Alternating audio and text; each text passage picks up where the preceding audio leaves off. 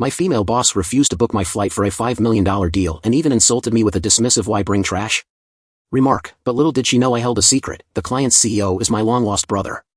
With a wry smile, I leaned in and said, "Good luck in the meeting, you're about to witness more than just business as usual. It's a $5 million deal today. Should I really be handling the cleanup?" Jade's comment left me stunned. On the other end, I could hear her giggling uncontrollably, as if nothing mattered. Once the call ended and her phone was switched off, it was clear she had planned this all along. What she didn't know, however, is that my brother is the CEO of the client company. I immediately called him and got myself added to the BU list for our upcoming flight. I've tolerated her petty bullying long enough. I'm at my breaking point. Jade needs to face reality. I'm Mary Walters, and I work in the sales division of a trade company. My proposals are highly valued, and I consistently top the sales charts thanks to my upbeat attitude, strong people skills, and deep product knowledge. Even within our organization, I've earned recognition and am often referred to as the ace of sales. Of course, it wasn't always smooth sailing. Early in my career, right out of high school, I made plenty of mistakes. My lack of product expertise sometimes led to dissatisfied customers and failed deals. Looking back, I used to hate studying. I relied solely on persuasive conversation to secure deals, refusing to continue my education after high school. Growing up, I was constantly compared to my brilliant brother. I could never match his grades no matter how hard I tried. I felt like my parents were always measuring my performance against his when they praised him. I studied every day, had tutors, and even attended cram school, leaving no time for fun. Still, I scored below 600 on the college entrance exam, while my brother scored nearly 1,600 and got into a more prestigious university. Despite my best efforts, I could never surpass him or live up to my parents' expectations. I grew to despise studying and chose to start working immediately after high school, convinced that I wouldn't need to learn further. However, integrating into society did demand ongoing education. I once offered a customer a product that better fit his needs than what he originally intended to buy, and that moment changed my life. Seeing his smile and genuine gratitude for my advice made me realize that learning really could help people. From then on, I dove deep into product knowledge, and my current success in sales is a direct result of that extra effort. Yet, success can also spark envy. Recently, I've caught the attention of a troublesome colleague. Jade, as she goes by, joined our company 6 months ago at age 26. She was known as the top salesperson at her previous rival firm. When she first started here, I was assigned as her trainer. "Nice to meet you, I'm Mary Walters, and I'll be training you, Jade. Feel free to ask me anything." "Really? You're my trainer? You seem a bit unreliable. Are you sure this is okay?" Jade asked, clearly dissatisfied and almost taunting me with her confident smirk.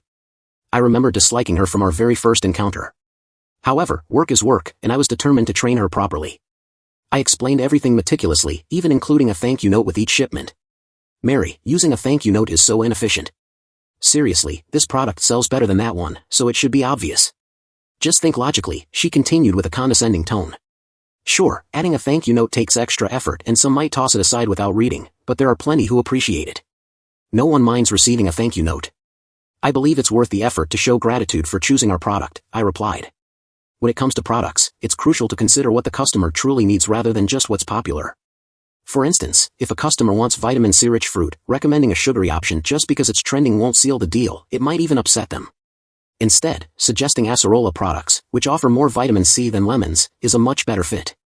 I always engage with customers to understand their needs and adjust my recommendations based on their feedback. Popular items might appeal to many, but they're not always the best choice for every customer. I know my approach might seem inefficient, but I didn't think it deserved ridicule. Even if I believed I was right, being mocked and criticized for everything I taught still stung. About a month after I began training Jade, our monthly sales results were announced. I was once again the top performer, and everyone applauded, except for Jade. She glared at me with envy, biting her lip in frustration. From that day forward, her behavior towards me deteriorated. When I tried to teach her more about product knowledge, she'd sneer, "You're such a nerd for remembering all those details," and even began spreading baseless rumors that I was using my looks to make sales.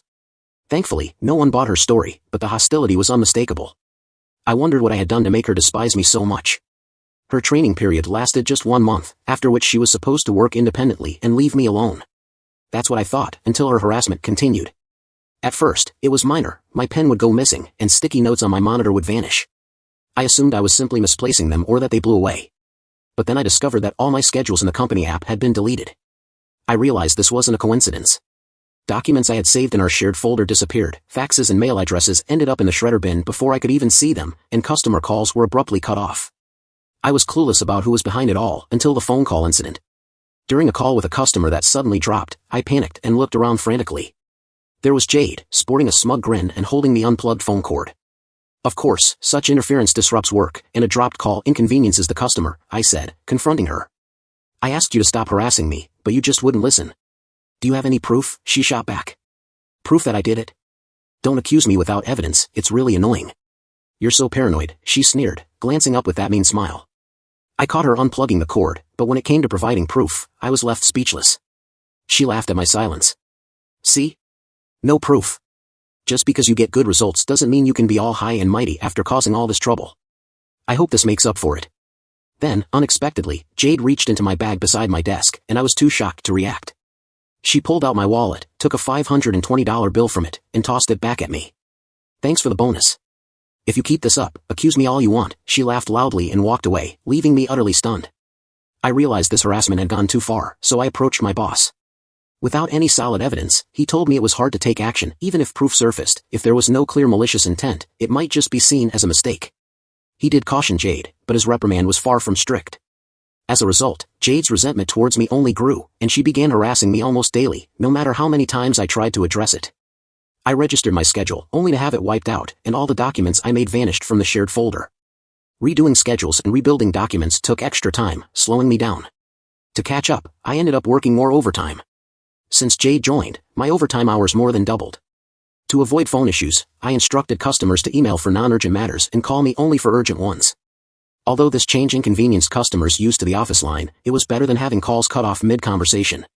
Meanwhile, mail and faxes ended up in the shredder bin, forcing me to check it several times a day. It was a waste of time, but losing a customer's trust by not receiving their message would have taken much longer to fix. Building trust is hard, but losing it happens in an instant. Jade didn't seem to grasp that I had endured her harassment for the past 5 months. But finally, something decisive happened just a few days ago. I was chosen as the main contact for a major corporation inquiring about our products. This company is one of the leading medical device manufacturers in the country, holding top market share. Securing this contract would be worth $1 million. Not only would I hit my quarterly sales target, but I'd also be on the fast track to promotion, thanks to the size of the account. I initially planned to work with a colleague I got along with, but Jade's overzealous self-promotion convinced my boss to assign her as my support. I wasn't sure I could work well with Jade, but I hoped we'd both behave professionally and cooperate on the surface.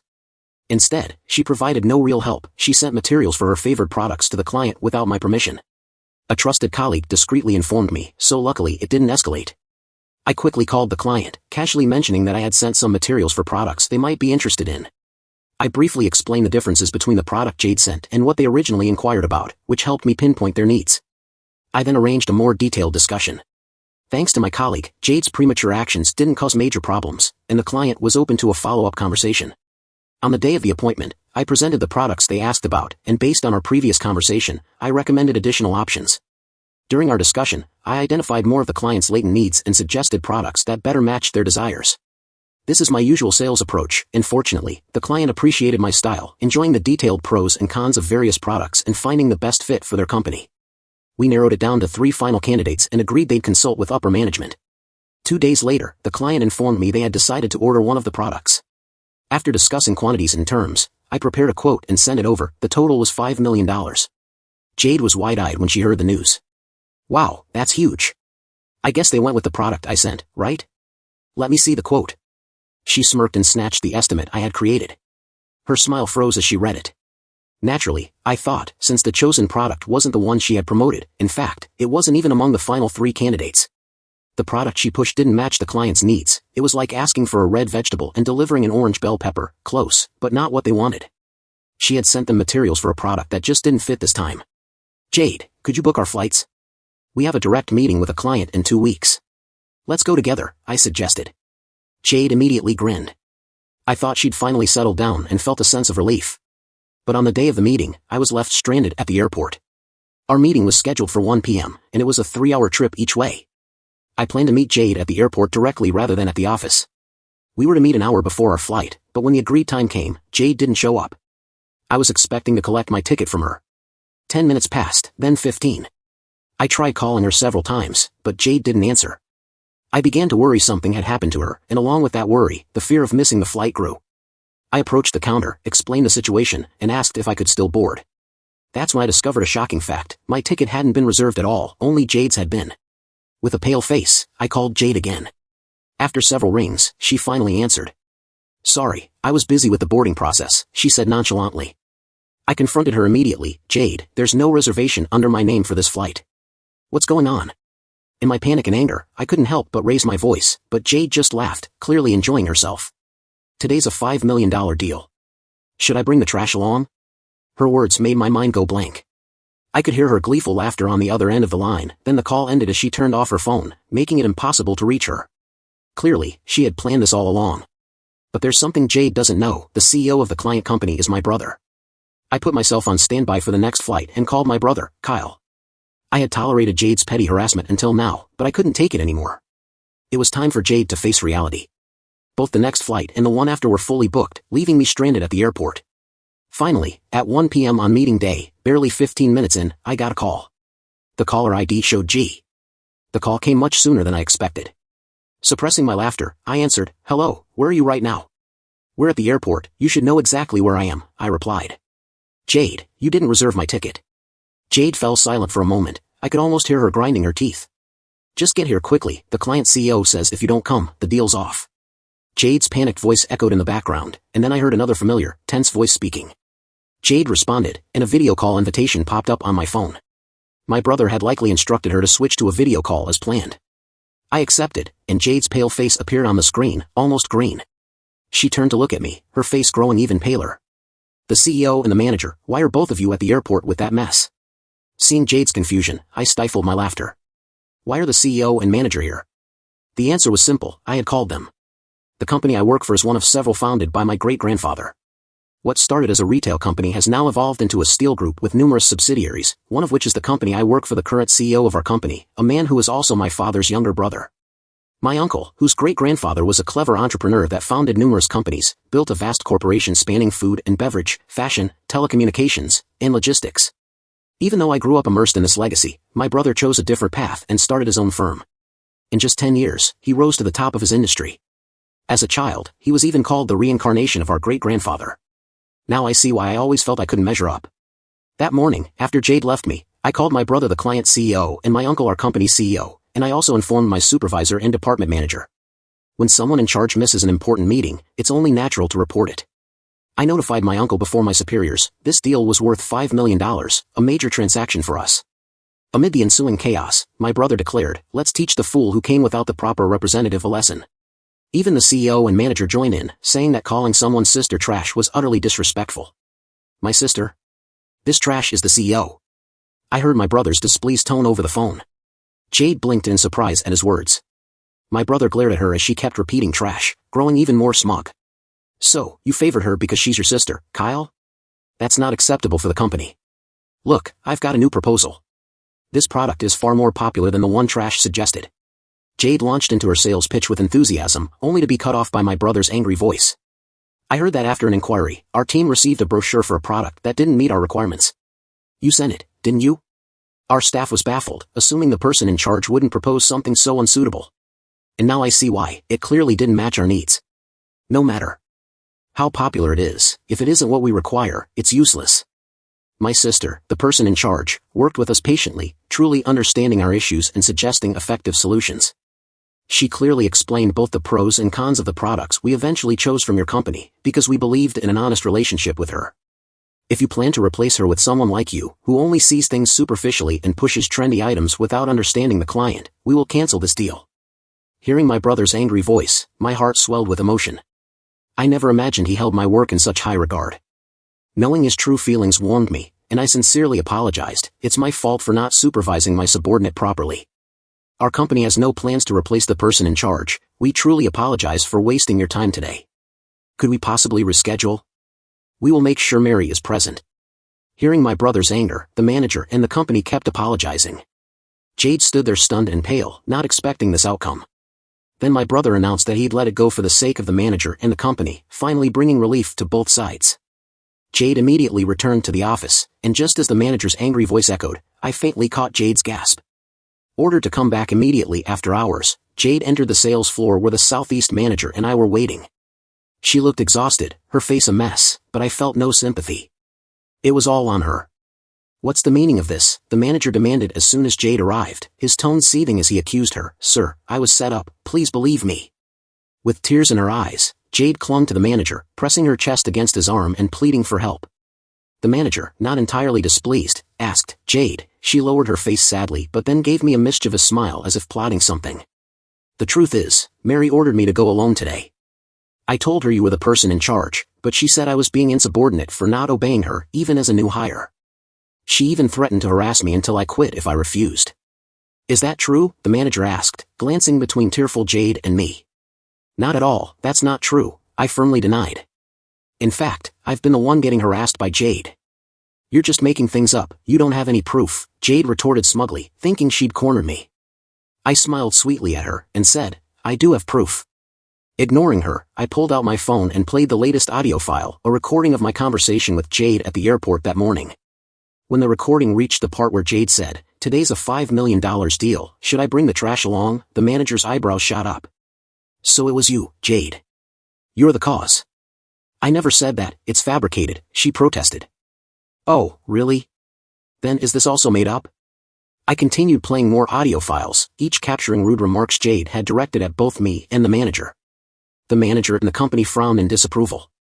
And that's not all, Jade, you deleted documents I saved in the shared folder, erased schedules I registered in the department app, and engaged in various other forms of harassment. Haven't you? I continued. I didn't stop lying, you don't have any proof. Show me if you do, Jade demanded, unaware she was tightening her own noose. Don't you know our company's computers require connection to the internal network to access shared folders and apps? I replied. Of course I do, I'm not as naive as you. That system tracks who accessed what, when, and where. So if we check, it'll clearly show that you deleted my documents and schedules. No, nobody told me that. Jade exclaimed, her face turning pale as guilt crept in. What have you done? The manager shouted angrily. Forgetting to cover your tracks? Panic and fear spread over Jade's face. Oh no, I didn't do anything, she continued to insist. The company then decided to break the endless cycle. That's enough. We will conduct a thorough internal investigation on this matter. Jade pleaded, that's not true, I didn't do anything. Please believe me, sir, if you did nothing wrong then you have nothing to worry about. In fact, this investigation will prove your innocence. Jade fell silent at the CEO's words. Deep down, it was clear that the investigation would reveal her ongoing harassment. She had tried to sway the Southeast manager with smooth talk and even clung to him, but the company remained unmoved. We will investigate, and that is final. Jade, you are suspended until the investigation is complete. Do not come to the office. No way. Jade turned pale. This suspension was a severe blow to someone so proud of her competence and career. She tried to charm the Southeast manager, but the company's decision was final. The next day, despite being ordered to stay home, Jade showed up at the office. However, the supervisor, already informed by the manager, ordered her to leave immediately. When the manager arrived and saw Jade, he was furious. He warned her that if she didn't stay home, she'd be fired. In tears, she left. After that, things settled back to how they were before Jade joined, and my work began to progress smoothly. I thought the day would end without further issues, but it wasn't over yet. In the evening, the CEO, wearing a serious expression, summoned me to his office to find out what had happened. I went to the CEO's office, and the manager was there too, looking grim as he stared at the computer.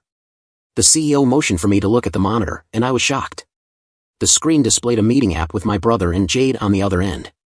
Mary said, "You sent her to see me. Is that true?" I wondered why I would send Jade to see you, completely clueless about what was happening. My confusion showed in both my expression and voice as my brother let out a deep sigh and started explaining. His explanation was a headache in itself. After being sent home that morning, Jade must have realized she was in serious trouble, so she rushed to the airport. She believed that if she could secure a contract with my brother's company, she'd be off the hook. Skipping the usual contact, she directly asked for a meeting with him. When my brother heard the company name and that a woman was coming, he assumed I was there to apologize and had her escorted to his office. Being led into the CEO's office, Jade thought she had a chance. She enthusiastically pitched her product, despite it having been rejected the previous day for not meeting the company's needs. Then, as if that wasn't enough, when my brother tried to dismiss her by saying there was nothing more to discuss, she clung to his arm, completely misunderstanding the situation, even pressing her chest against him. This act finally made my brother furious, and he demanded, "Are you mocking me?" He then called the CEO to complain. The CEO couldn't believe that Jade, who had been put on leave, was at my brother's company. The very next day, after switching to a video call through the meeting app and confirming Jade's presence, the CEO was enraged. He called in the manager to ask what was going on, but even the manager couldn't understand how the employee he sent home ended up at my brother's company. Under intense questioning from 3 people, Jade, caught off guard, lied that I had ordered her to use my charm to secure the contract. I let out a heavy sigh. Why does Jade hate me so much? I thought, unable to find any reason, but needing to clear my name. I understand the situation, but those claims aren't true. In fact, just yesterday we agreed that her outburst would be forgiven this time. Out of respect for the CEO and the manager, even if an apology visit were necessary, sending her alone to secure a contract is out of the question. Demanding that she secure the contract is absurd. It offers no benefit to our company, only disadvantages. My brother replied, "That's true. However, given the repeated disrespect, I can't just let this go." His words resonated with the CEO, the manager, and me. We all understood his position. I then asked, "What would you like us to do, President Walters?" I addressed him as the CEO instead of my brother to underline that this was a professional matter. My brother gave a slight smile and said, "Our company can't continue working with someone who repeatedly causes problems. A person who doesn't understand issues and shifts blame is untrustworthy both professionally and personally." I asked, "Are you suggesting we fire Jade?" And my brother nodded slightly. "Wait, please, anything but that." Jade, who had been silent until then, suddenly interjected. Realizing she couldn't let this happen, she boldly tried to defend herself, even though her face had turned ashen. "I was wrong, I apologize. I won't call you trash or mock you again. I promise I won't delete your files, shred your mail or faxes before you see them, or unplug your phone while you're on a call. Please, help me, ask my brother to forgive me for your family's sake." I replied coldly, "That's selfish. Please, continue." Jade then asked, "Why would you think I'd help you after everything I've done?" I felt only disdain, not sympathy, and said clearly, "No, even if I convinced him, it wouldn't matter. My brother doesn't have the authority to decide staffing here, the CEO, my uncle, does. Perhaps a family plea might work, but I won't mention that on the screen." At that, Jade crumpled to the floor. Seeing her despair gave me a small sense of satisfaction. That same day, the manager picked up Jade, and the CEO decided that she might cause more trouble if left alone. Even though she was told to go home the next day, Jade was terminated immediately, before her probation period even ended. It didn't stop there. She was also sued for substantial damages by the company for the harassment that disrupted work and ruined deals. The contract with my brother's company now faced major hurdles under the original terms. Our company would have to make concessions on price and conditions to compensate for the trouble, and even the travel expenses she incurred visiting my brother's company would be charged to her. Moreover, the CEO was so furious that he vowed to ensure Jade would never be hired by any affiliated company. And that wasn't all. The Estelle Company Group, to which the CEO's company belongs, is a major conglomerate in fields like food, fashion, telecommunications, and logistics. Finding a company in the country with no ties to Vestal would be nearly impossible. Who would want to hire someone disliked by the founder's family? Jade would likely face a very tough future, saddled with a significant debt and no decent job prospects. As for me, I finally regained peace after Jade left. My work was recognized by my brother, someone I had always felt inferior to, which boosted my confidence. Perhaps this newfound confidence was noticeable. One longtime client remarked, "You were always reliable, but lately you seem more assured and dependable." My sales performance improved, putting me on track for my best year yet. Other positive changes followed as well. For the first time in a long while, I felt like visiting my family. I had avoided going home since starting my job because I felt inferior to my brother, but this Thanksgiving, I thought it might be nice to spend time with my parents and him. Recent events made me wonder if my family would be proud of my progress. Although my pace was slower than my brother's, I was still moving forward, filled with a mix of excitement and anxiety as I looked forward to the upcoming Thanksgiving holiday.